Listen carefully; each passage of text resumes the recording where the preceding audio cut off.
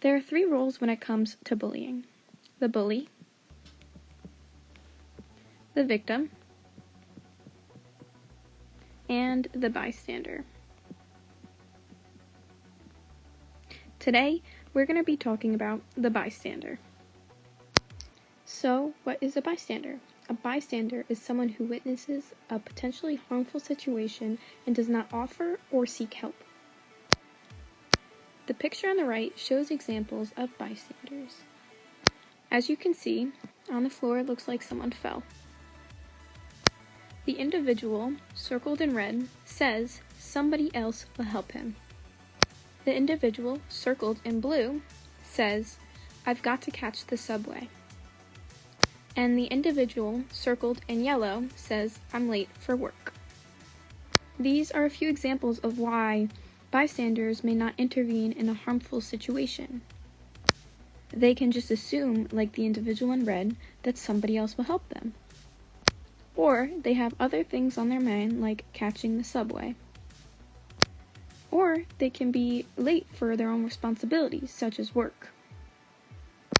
There are different types of roles when it comes to being a bystander. The first one is an outsider.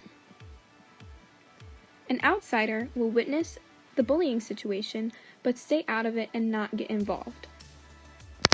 The next type of bystander role is called the reinforcers.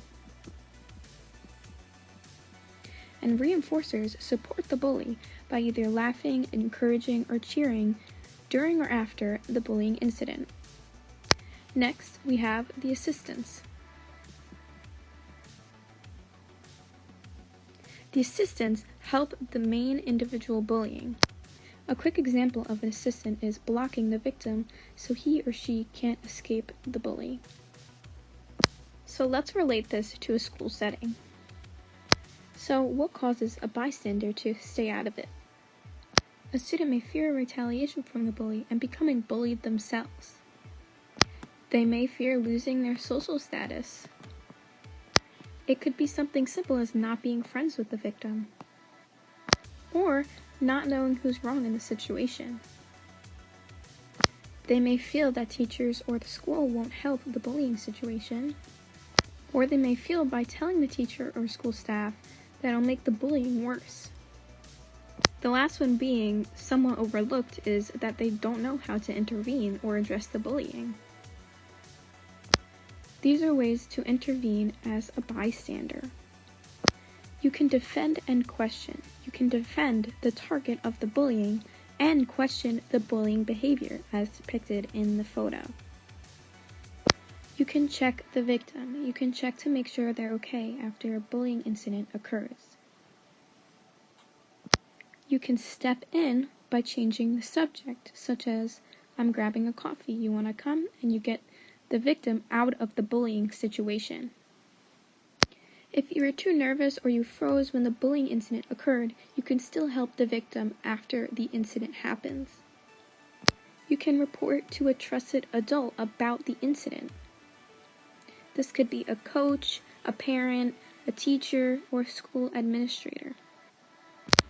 A student can privately go to the victim and express their support and concern, and even maybe convince the victim to report the incident to an adult. The last one being the student going to the bully and expressing concern, only if they feel safe to do so.